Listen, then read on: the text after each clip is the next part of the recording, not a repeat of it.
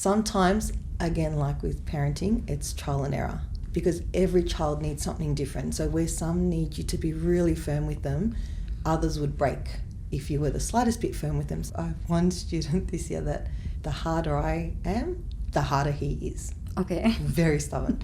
But if I can just, come on, please, I need you to help me, can you just come and sit over here? You'll just, melt and listen.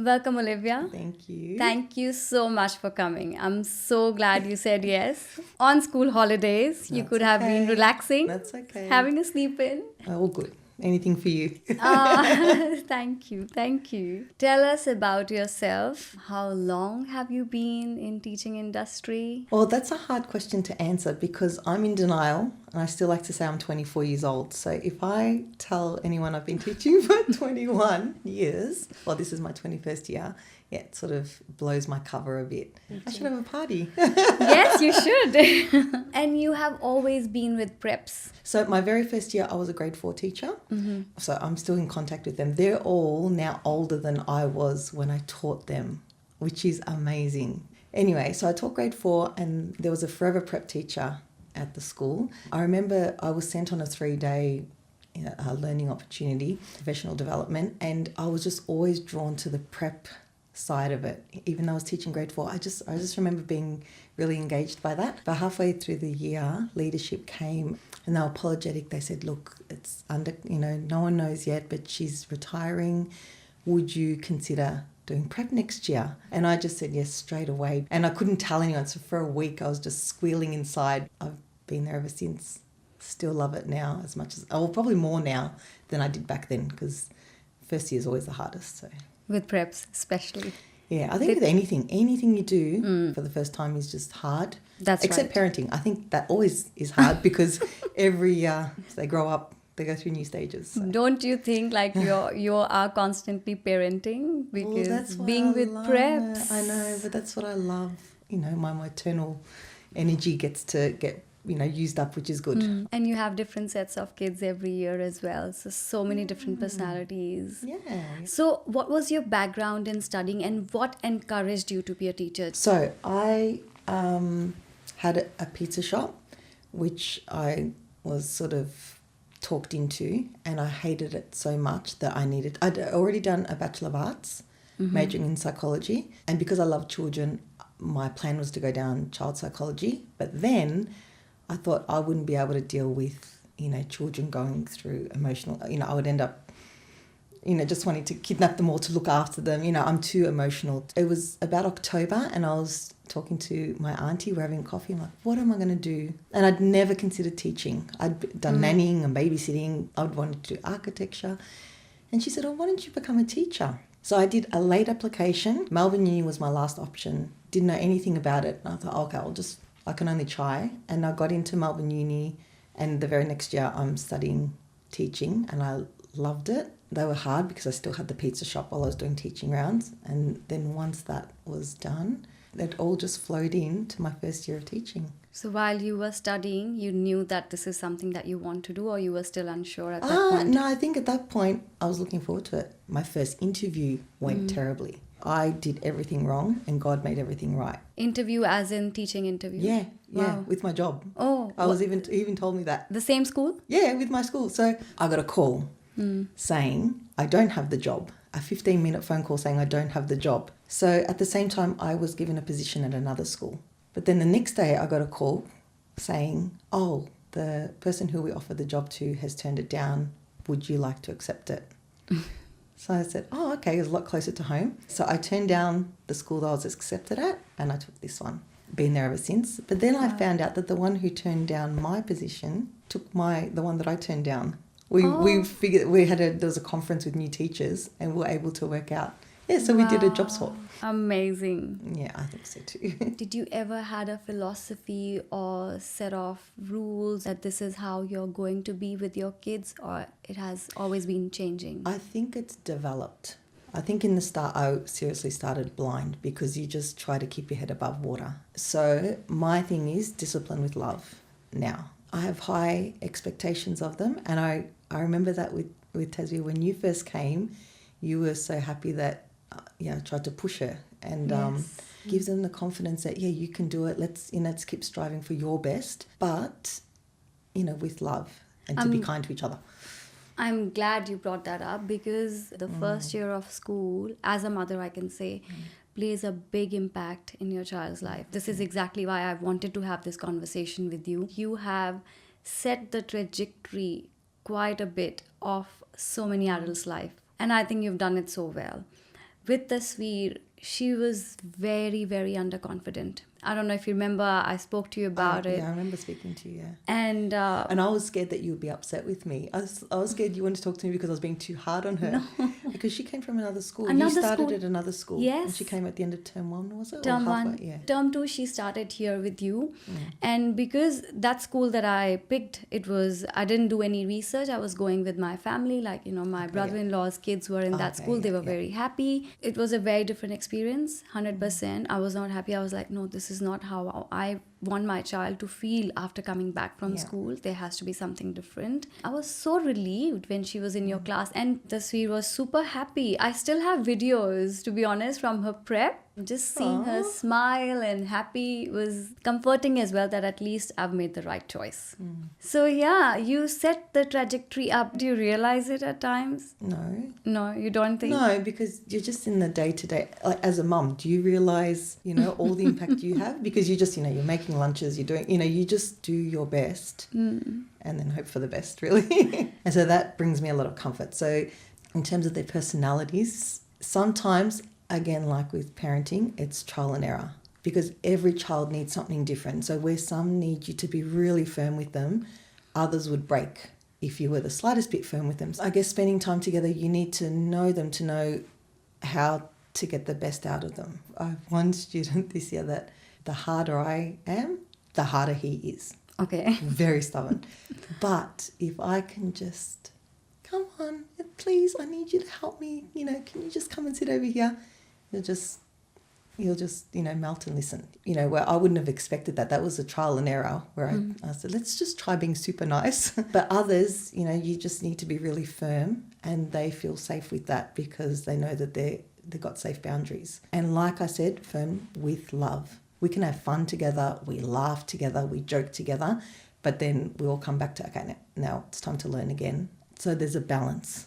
I guess this is one of the rewards of being a prep teacher more so. You get to see the raw personalities. Year 1, I think they will still know how to behave and act in this classroom setting. Yeah. But in prep, they don't. Yeah, and so the first few weeks are exhausting. I need to just have a button so I don't have to keep repeating myself 100 times.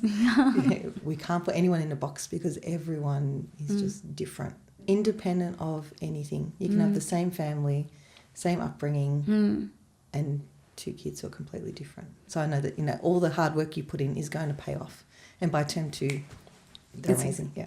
That's the best thing about being a prep teacher. I'm always drawn towards kids, and I would love to be a teacher as well, to the point that I started a degree. I started working as a support teacher. I remember that. 2020 COVID, and I started the degree. I was like, I may as well do it because we are all locked up. But then bad idea because kids were home, so I couldn't do my studies. Had to quit. But I love being around kids, especially preppies. They are it's the so best cute. age group. But it's the innocence they are just so themselves. Like they would say anything and everything. So which is sometimes quite offensive. Yes, I want to know about it. I always wore contacts. I never wore glasses. And then once I got conjunctivitis and I had to wear glasses. And the preps were just so... They've said quite a few things which, if you don't know better, you could be offended by because they're just too honest. But they don't mean any harm. They're just kids. Are there still any challenges that you face with the kids? So the challenge at the start is they don't feel safe with me yet because I'm just someone. And I get nervous at the start of the year because I don't know how they're going to respond to me. That's why it makes it so important to get to know the students so that I know how to best, help teach them. Yeah. Kids, coming to school, do they talk about their personal life at home at times? You know how they are very pure, and have you ever had to deal with their emotions? Oh, wow. There's like 20 years of memories to go back to. Nothing that jumps out at me. I think I did, but I can't remember specifically what it was. Having a good relationship with parents makes those conversations easier. It's not teacher versus parent. It's let's help each other. With this school, to be honest, I couldn't have been happier. I feel honestly so blessed. The whole teaching stuff, like everybody at school, it's so such a happy to hear community that. based. Yes, because it becomes family, doesn't it?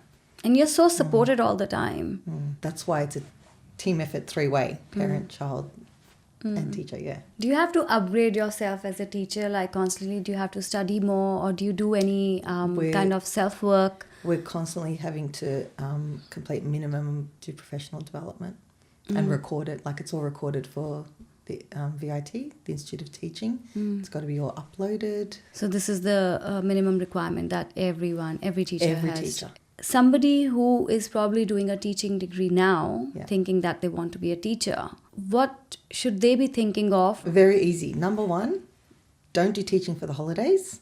And number 2, make sure you love children. Because a lot of people think, the holidays, that's going to be fitting great with my family life. But it's not just a job. You need to be able to love, other people's children, because there's a lot of work to do to prepare.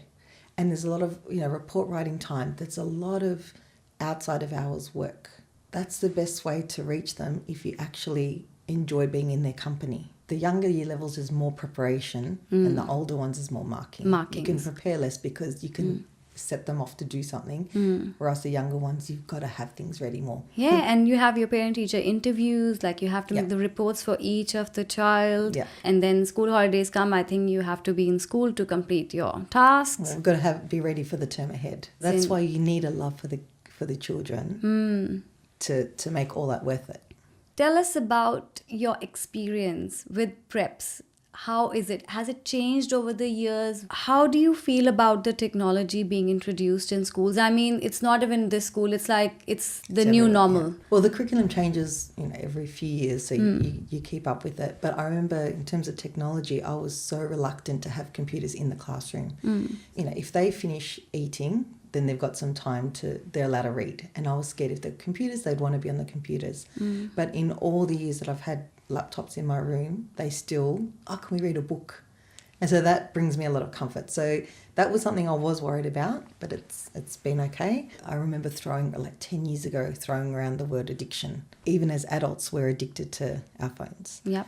But at the same time, they need to be up with technology because that's how the world runs. We've just got to be really careful that it's being used as a tool. For me, it's so important that they can do the pen and paper as well. The writing.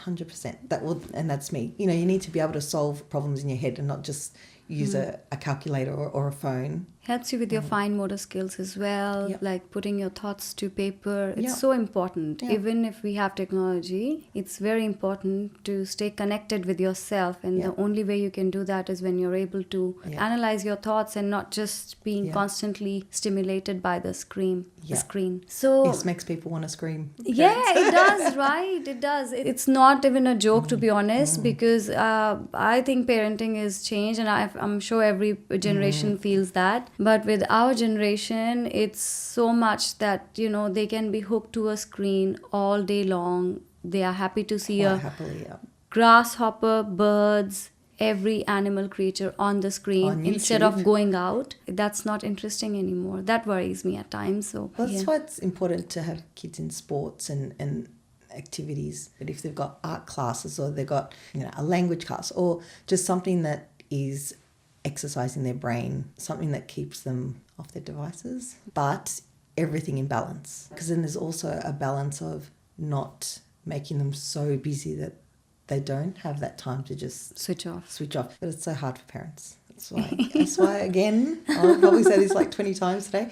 So you guys have got the hardest job in the world maintaining a balance of everything. To be honest, I don't know about other parents, but me personally, I rely a lot on school. That's why I'm always in touch with the teachers. You know, if there's something that they come home they're not happy about, I'm like instantly reaching out for help. Yeah. That's good, because sometimes they'll tell you, but they won't tell us. And so again, this is why we do need to be in it can be vice communication. versa as well. I'll think they've been fine, and then I find out from parents, for 3 weeks this has been happening. But I haven't seen it because in class they're happy. Most of us don't live with our families anymore, especially in Australia. There's so many immigrants, families like us. Kids don't have their parents or grandparents. Cousins, So I think you should definitely go and ask for help, and it's make your life easier, I would say. With 21 years of experience, is there something that you feel you have not ticked this box? It's coming. One of my first preps, he stayed at a school right until year 12. As a secondary, he'd come in because he knew I had a lolly stash. Anytime there were lollies, he would know where to find them and pretend to come, hi, miss, get a lolly and then go again. And the other one, she left at the end of grade 1, at the end of prep. These two, they met as adults.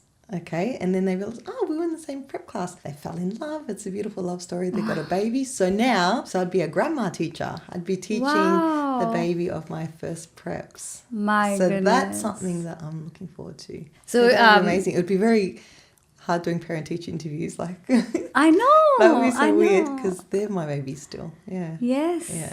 Let's talk about school and management side of the things as well. Because you've been in the same school for such a long time, what's your input in terms of curriculum side of the things? So in the past, I've been part of developing the Bible curriculum. Yeah, I'm involved in planning, especially for prep. We plan a term ahead, and then a week ahead, and then a day ahead. Everything is, we know where we're going from the start of the term, where we're going to end up. I remember once upon a time I got to be on a panel to pick one of our principals. That was a unique thing to be able to do. Why I ask that is it's another kind of a responsibility. They're children. They're not things. They're children. They're parents' most precious possessions, So that's why exactly I asked then, how do you feel about having this particular responsibility? Well, in terms of leadership, as long as it doesn't interfere with my class, I've always said I'm teacher first. You love your preps. I'm not in this to move up a ladder. I'm here because I love what I do, and I just want to keep doing that better every year. And you get to learn this from very few people. Most of the people are always thinking about the financial gains. I personally believe in doing things that really mean to your heart. Yeah. Your inner satisfaction is going to make you feel happy, and not that new car or new house. If you think about the percentage of time that you work, if you're not happy with what you're doing, it will affect everything else. I love working with children.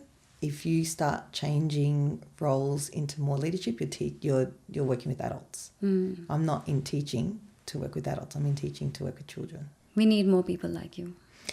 Oh, thank you. You are eternally blessed if you get to do what you love to do. Not everybody has that choice. If you have it, please exercise it. Yeah, and that's what I acknowledge and am so grateful for, because I understand that it's a gift and that it's rare. Yeah, super grateful. Anything else that you would want to share? Sometimes the kids drive you crazy. Yes. I'm sure your kids drive you crazy. All the time. But you love them more than that. Yes. And so that's not what defines them. On that note, how do you keep yourself so grounded? I'm just finding it very fascinating. I don't see myself as patient because I'm always quite critical of myself. And I do car park duty at the end of the day. So often the last thing I do is yelling at a kid to, your car has been there for 5 minutes. I've been calling you, and I hate, and I think, well, their last thing of school was me yelling at them to go to their car, That's part of the job. I know, but and I think that's probably part of the ground that I'm always reflecting and always just like, I don't know, how could I have done that better, calmer, with more patience? But then the next day, then I just do it all over again. We all are the same. Work in progress. Always. Yes. Always. Okay. On this note, thank you so much. I'm glad I had this conversation. Well, you made it so easy grateful. for me. You know that I was so reluctant, but you've actually made it easy for me. Thank you. You're a superstar. So I always knew it. So thank you so much. Thanks, Jazz.